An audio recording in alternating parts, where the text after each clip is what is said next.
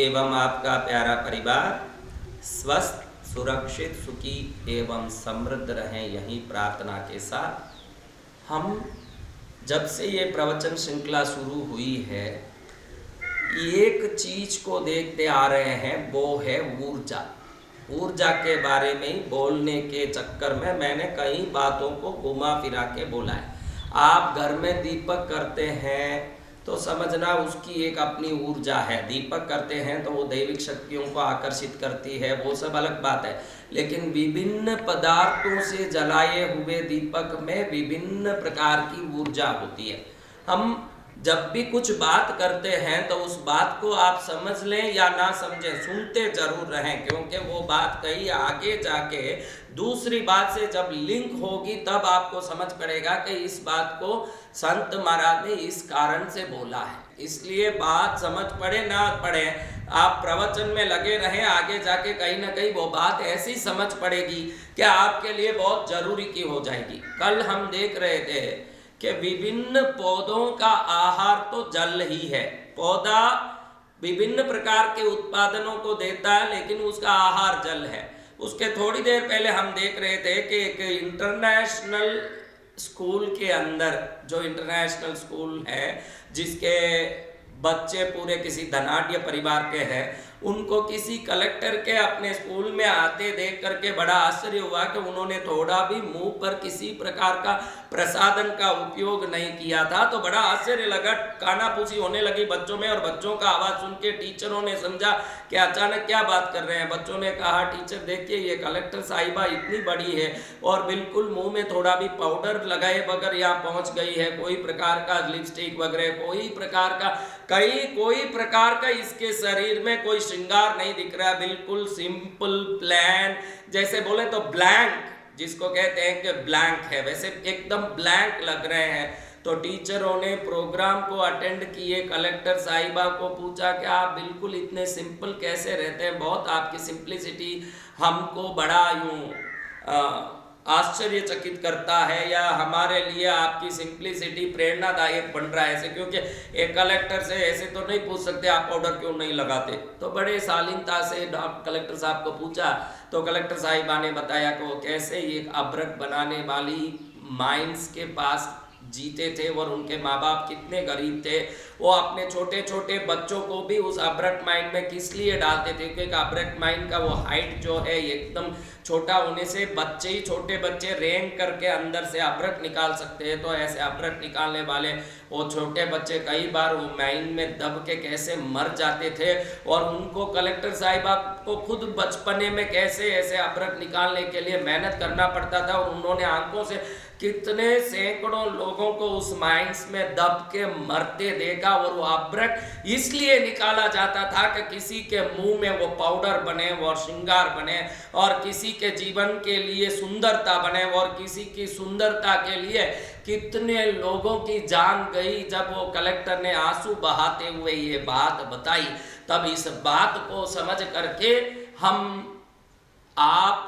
मैं और ये सुनने वाले वो बच्चे और टीचर स्कूल के और एक कार्यक्रम को देखने वाले सब आश्चर्यचकित जरूर हुए होंगे कि हम जिन वस्तुओं का उपयोग कर रहे हैं उसकी पीछे की कहानी जब हम नहीं समझेंगे तो शायद वस्तु आनंद दे सकता है, लेकिन उसके उत्पादन की जब कहानी सुनेंगे तो लगेगा कि ये वस्तु की हमारे जीवन में कोई ज़रूरत ही नहीं थी। अगर इतने जीवों को निकालने के बाद ही, कितने ही जान को जोखिम करने के बाद ही कोई चीज़ निकलती है और उस चीज़ से हमारा इस जीवन में चमड़ा चमक सकता हो, तो किसी के जीवन का अंत करके चमकने वाला चमड़ा कितना ज़रूरत है कोई भी व्यक्ति समझ सकता है। तो ये बात मैं इसलिए कह रहा था, आपको लगेगा कि इस कहानी को गुरुदेव ने क्यों कहा, मैं इसलिए कह रहा था आपको, उसके पहले मैंने कहा था कि आप आईएएस बनना चाहते हैं, तो आईएएस बनने के पीछे मैं कलेक्टर बन जाऊं, गाड़ी में बैठूं, हरे इंक से साइन करूं और मैं रोब जमाऊं, अगर ये भावना मात्र आपके आईएएस बनने के पीछे है तो समझना इसमें सफलता का परसेंटेज 5 या 2 ही होगा। और अगर आईएएस बनने के पीछे वो उद्देश्य हो कि मैं एक अब्रक माइंड में रेंग रेंग के काम कर रही हूँ, मेरे माँ बाप इसी अब्रक माइंड में दब के मर गए, हजारों लोग ऐसी जगह मर गए, और हम सब इस मनुष्य समाज में जन्म लेके इतने पिछड़े हुए हैं कि किसी के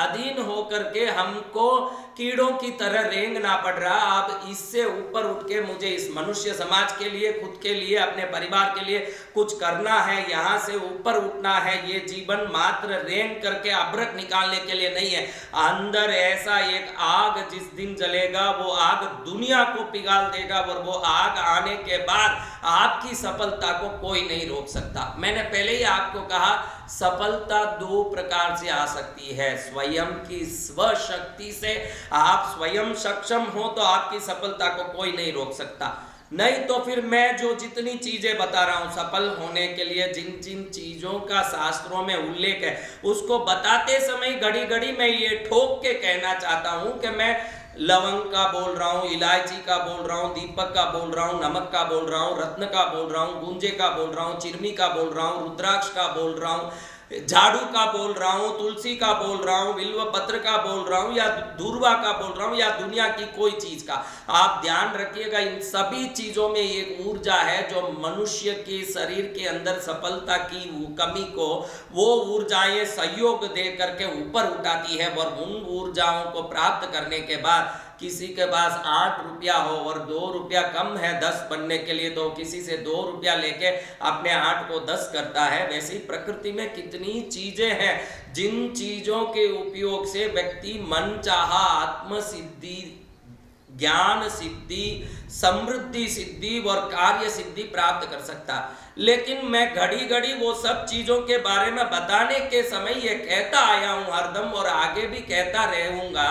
कि आप लोग ये ध्यान रखिए, जो स्व सक्षम होता है उसके लिए किसी चीज की जरूरत नहीं। आप महावीर या बुद्ध जैसे परम ज्ञानियों की उनकी आत्म सिद्धि तक की यात्रा को देखोगे तो वो आत्म सिद्धि पाने के पहले या बाद कभी किसी भी प्रकार की वस्तु का कभी सहयोगी नहीं लिए, ना भगवान महावीर लिए, ना बुद्ध लिए, कोई तीर्थंकर लिए या कोई अरिहंत लिए। उन्होंने किसी पदार्थ का सहयोग नहीं लिया। और मैं ये निश्चित रूप से कह सकता हूं कि उनको जो सहयोग लगने वाली, दुनिया को जो सहयोग लगने वाली वस्तु है वो भी उनको बेकार लगी। कितने ही वर्षों तक भूखे रहना, उनको छोड़ो तो उनको खाना ही नहीं चाहिए, ऐसा एक जीवन उन्होंने बना लिया। और उस जीवन की परीक्षा के लिए समय समय पर थोड़ा सा आहार देके उन्होंने शरीर पर जो बदलाव आते हैं उसकी शिक्षण प्रशिक्षण भी लिया। उन्होंने वस्त्र तक को उठा के फेंक दिया कि अब ये वस्त्र जरूरत नहीं है मुझे, क्योंकि आत्म साधना में किसी वस्तु की सहयोग की जरूरत नहीं है। जिन्होंने सहयोग को जरूरत ही नहीं माना उन्होंने वस्त्र तक को उठा के फेंक दिया। और जो कमजोर वर्ग है, जिसको लगता है कि मैं कमजोर हूं, मुझे किसी सहयोग की जरूरत है, उनके लिए जैन शास्त्रों में, सनातन धर्म में, बौद्ध शास्त्रों में मणि, मंत्र और औषधि, मणि यानी रत्न एवं विभिन्न तंत्र की वनस्पति सामग्रियां, मंत्र यानी विभिन्न प्रकार के जप मंत्र, स्तोत्र, पाठ आदि, और औषधि यानी विभिन्न प्रकार के जड़ी बूटियां, शरीर के रोग निवृत्त करने वाले, आकाश में उड़ने के लिए, परका या प्रवेश में काम आने वाली विभिन्न साधनों को बताए। हम उन साधनों को ही इस प्रवचन में देखने वाले हैं कि हम किस किस साधनों से क्या क्या फायदा ले सकते हैं। हम इसी चीज को इस प्रवचन में देखने वाले हैं। लेकिन उसको देखने के पहले मैं ये आपको समझा देना चाहता हूं इसी प्रवचन के माध्यम से कि आप अगर सही ढंग से सक्षम हो गए तो किसी भी प्रकार की वस्तु की जरूरत नहीं है। और अगर आप सक्षम होते हैं तो ये वस्तुएं आप में ज्यादा असर भी करती है। दोनों बात, आप सक्षम होने के बाद भी समझते हैं कि मुझे रुद्राक्ष की माला पहननी है, तो सक्षम व्यक्ति को प्लस में ले जाता है वो रुद्राक्ष की माला। आप सक्षम हो गए उसके बाद भी आप सोचते हैं कि मेरे में कोई माइनस पॉइंट नहीं है, फिर भी मुझे मेरे राशि का, मैं कन्या राशि का हूँ, मिथुन राशि का हूँ, तो मुझे पन्ना पहनना चाहिए, तो वो सरप्लस में ले जाता है जो कभी कमी में नहीं हो। और किसी वस्तु का सहयोग लें तो 1 + 1 = 11 के रूप में वो जाता है। 1 + 1 2 नहीं होता उस समय। इन वस्तुओं के सहयोग से वो 1 से 1 जुड़ के 11 की ओर जाता है। ऐसा एक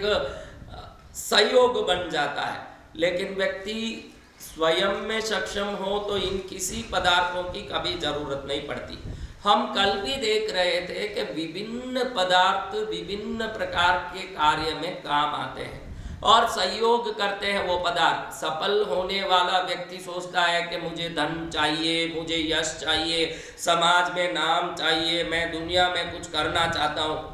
वो होने के पीछे भाई तेरा लक्ष्य क्या है? तू पैसा वाला बनेगा तो अंबानी को देख ले, वो पैसा वाले बने हैं तो कई ट्रस्टों में मदद करते हैं। कोकिलाबेन हॉस्पिटल है, वो हॉस्पिटल भी चलते हैं। कई प्रकार से उनकी अपनी समृद्धि की स्तर भी बड़ी है, तो समाज के लिए भी उनके द्वारा 2 बूंद 5 बूंद 10 बूंद 100 बूंद, मुझे वो तो पता नहीं कि वो कितना कर रहे हैं। लेकिन टाटा, रतन टाटा को लीजिए या नारायण मूर्ति इन्फोसिस को लीजिए, अजीम प्रेम जी को लीजिए, वो जितने समृद्ध हैं, कहीं स्कूलें चला रहे हैं, कहीं हॉस्पिटल चला रहे हैं, कहीं कोई चीज़ें चला रहे हैं। उनका जो स्वयं के विकास की यात्रा में मानव सेवा का लक्ष्य भी पहले से था और वह मानव सेवा के लक्ष्य से उनकी सफलता निश्चित रूप से उनके कदम में आके गिर गई। आपके अंदर ऐसा कोई लक्ष्य है कि खाली दुनिया को दिखाने के लिए आप कुछ बनना चाहते हैं कि पैसा वाला बनूंगा तो पड़ोसी इज्जत करेगा, रिश्ता इज्जत करेगा, समाज इज्जत करेगा, दुनिया इज्जत करेगी, मुझे कुछ दिखाना है। दिखावे के चक्कर में सफल बनने की कोशिश किए हुए किसी भी व्यक्ति के जीवन में सफलता प्राप्त हुई आज तक मुझे ऐसा लगता नहीं है। उसके पीछे कोई ठोस कारण, उस कारण को समझाने के लिए ही मैंने वो अब्रक फैक्ट्री के कलेक्टर की कहानी बताई, जो एक छोटे बचपन में अब्रक फैक्ट्री में रेंग रेंग के काम करने का कारण मन में पड़े हुए जख्मों की आग ने एक बच्ची को कैसे बहुत बड़े कलेक्टर बनने की प्रेरणा दी, और बनने के बाद भी उन्होंने शरीर से सभी प्रकार के श्रृंगार साधनों से अपने को दूर कर लिया। उन्होंने मन में ही ठान लिया कि जिन वस्तुओं के कारण दुनिया के गरीब लोगों में दर्द होता, ऐसा कोई वस्तु मेरे शरीर में आके मुझे श्रृंगारित नहीं करेगा। तो ऐसे जो अपने जीवन के लक्ष्य को भरपूर मजबूती के साथ, उद्देश्य के साथ निर्धारित करते हैं, वही लोग दुनिया में जाके कुछ बन पाते हैं। आप भी सहयोग किसी भी चीज के लें। कई लोग मंत्र जाप करते हैं, सोचते हैं कि मंत्र जाप काम आ जाए। कई लोग सोचते हैं घर में दिया धूप करूं, ये दिया धूप से मेरे जीवन में कुछ खुशहाली आ जाए। लेकिन मैं आपको कहना चाहता हूं कि ये सभी खुशहाली तभी संभव है जब आपके अंदर उसको पाने के लायक गुण भी हो। आजकल कई वीडियो मैं देखता हूँ, कई प्रकार के YouTube में वीडियो देखता हूँ, आप अपने शत्रु से परेशान हो तो 2 दिन में उसको खत्म करने का ये छोटा उपाय कर लो बस। और कई वीडियो ऐसे देखता हूँ, अगर आप दुश्मनों से परेशान हो तो वो रोता रोता आपके कदम चूमेगा, ये काम कर लो बस। आपका शत्रु खून की उल्टी कर लेगा, ये काम कर लो बस। और इन सब को सुन के इसके पीछे पड़ने वाला भी एक बहुत बड़ा वर्ग है, सोचता है कि मेरा शत्रु परेशान होगा, मुझे बहुत मजा आएगा। आप ध्यान रखिएगा, आप किसी के प्रति कुछ भी बुरा सोच रहे हैं, शायद ही उसका कर्म खोटा हो और उसका बुरा हो, सोचने वाले का बुरा जरूर हो जाता है। इसलिए हमारा सोच कैसा है ये हमारी सफलता में बहुत बड़ा मायना रखता है। आज की तारीख में ईर्ष्या करने वाले, जलन करने वाले, नफरत करने वाले, दुनिया के प्रति बिल्कुल नकारात्मक भाव रखने वाले 90% लोगों को आप पूछिए, कहीं भी जाइए 90% लोगों को पूछिए, आजकल दुनिया खराब हो गई है, बेकार हो गई, जाने इसके सिवाय सब खराब हो गए, ये कि बेचारा हरिश्चंद्र है, रामचंद्र है और महाचंद्र है, बाकी सब बिगड़े हुए हैं। आजकल दुनिया खराब हो गई, एक सब जलते हैं मेरे से, मेरा टांग खींचने की कोशिश करते हैं, इसके सिवाय सब दुनिया के लोग खराब हो ऐसी बातें करेगा कि भाई सब दुनिया खराब है, सब मेरे को परेशान करते हैं, मेरे पीछे चाकू लेके भौंकते हैं, ऐसे करते हैं, वैसे करते हैं। सोचने वाले को सोचना चाहिए कि हम इस दुनिया को जिस नज़रिए से देखेंगे वो दुनिया उसी नज़रिए से दिखेगी, और जब तक हमारा नज़रिया खराब होगा आप संतों के उपाय को, संतों के बताए हुए कई प्रकार के प्रयोग को करके भी उसमें सफल नहीं हो पाएंगे। आज इसलिए ये कहता हूँ कि सफलता के लिए वस्तु जितना महत्व रखता है, भाई एक सफल होने के लिए मैंने कोई उपाय बताया कि ये काम करो आप सफल हो जाओगे, तो आप समझिएगा कि बीकॉम पढ़ा हुआ, एमबीए पढ़ा हुआ एक व्यक्ति इंटरव्यू में जाता है तो वो एमबीए पढ़ा हुआ हो ये काफ़ी है उसको नौकरी में लेने के, और भी कोई गुण की परीक्षा होती है, और कहीं उसको देखते हैं कि बोलता कैसे है, ऑफिस में बैठेगा तो दूसरे लोगों के साथ मिलके काम करने के लिए सहिष्णुता क्षमता रखता है कि नहीं, ये सब देखेंगे कि खाली वो बीकॉम पढ़ा हुआ है इसलिए उसको नौकरी दे देंगे, एमबीए पढ़ा हुआ है इसलिए उसको नौकरी दे देंगे। नौकरी किसी मात्र पढ़ाई के एक डिग्री पर नहीं मिलती है, उसके बाकी सब क्वालिफिकेशन, उसका बात करने का तरीका, उसका सोच समझ, वो कितना शांत है, कितना प्रेममय है, कितने बुद्धिमान है, और लोगों के साथ जुड़ के काम करने की कितनी तरीका रखता है, गुस्सा आता है, चिड़चिड़ापन है या नहीं, प्रेम से बोलता है, हंसता रहता है, ये सब देखेंगे कि खाली एमबीए पढ़ा है इसलिए उसको कोई नौकरी दे देंगे। आप ही बताइए,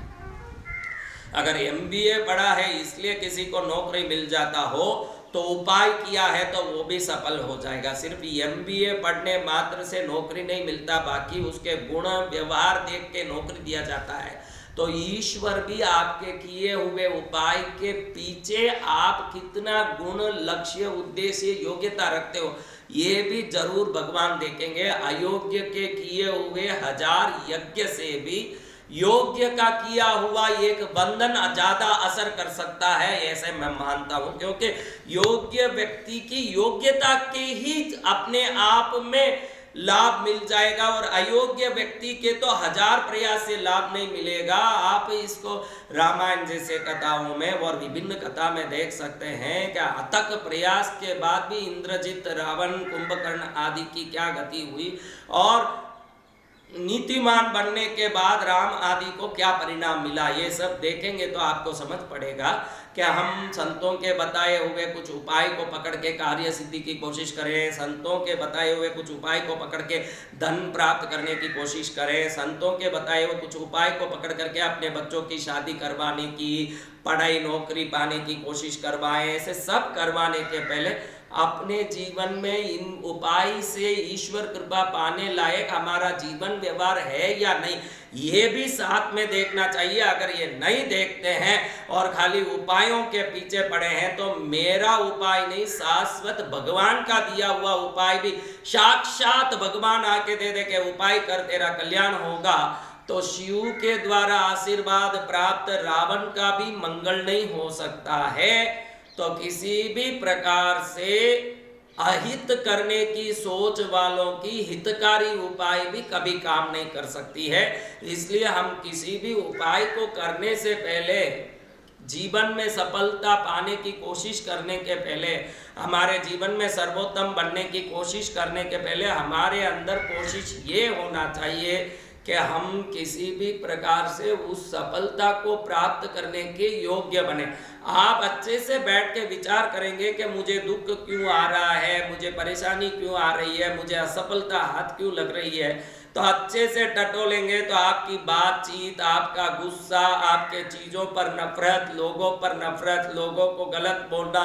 ऐसे 1000 कारण आपके सामने एक एक करके उठ के आएंगे। जब वो सब कारण सामने आएंगे तो आपको समझ पड़ेगा कि उपाय क्या करेगा जब मैं खुद ही अयोग्य हूँ।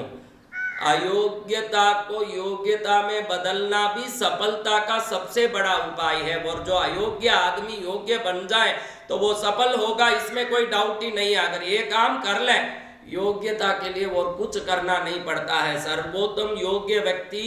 सफल होके ही रहेगा, और अयोग्य व्यक्ति 1000 सफल होने के प्रयास करे तो भी असफल रहेगा। तो मैं आगे बहुत सारे उपाय बताने वाला हूँ, बहुत दुनिया भर के तरह तरह के उपाय बताने वाला हूँ। आप ये मत सोचना कि गुरु महाराज खाली ऐसे मीठी बातें करके हमको यहाँ से निकाल देंगे, लगता है, ऐसी बात नहीं है। शास्त्रों में जितने सर्वोत्तम उपाय बताए हैं वो सब लंबा चौड़ा हम देखने वाले हैं, लेकिन उन सबको देखने के पहले मैं ये चाहता हूँ कि उन वस्तुओं को प्राप्त करने की सभी प्रकार के तरीकों को समझने से पहले हम स्वयं को मजबूत करें, अपनी वाणी से, गुण से, योग्यता से, जीवन शैली से। फिर हम जिसी रास्ते में चलेंगे वो राजमार्ग बन जाएगा, हमारा जीवन में राजयोग का प्रवेश हो जाएगा, हमारा कल्याण होने में देर नहीं होगा। जय मां पद्मावती।